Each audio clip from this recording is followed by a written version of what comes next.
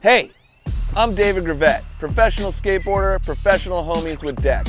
Since I've spent more time on the injury bench than just about anyone, Deck thought I should tell you about the new and improved IFAK kit. This is a kit you can keep in your truck in case stuff goes bad. Let's just say I tried to huck myself down this set of stairs, but I f***ed up and landed on my ass. Oh no!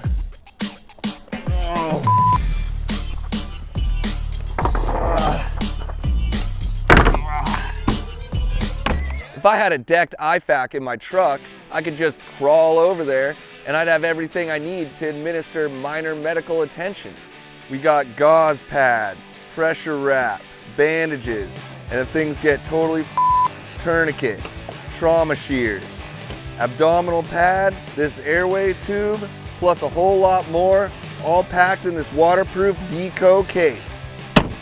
And well, they don't come with the kit, and I have to emphasize that. I personally like to keep a few of my favorite painkillers in here. But you know, you do you.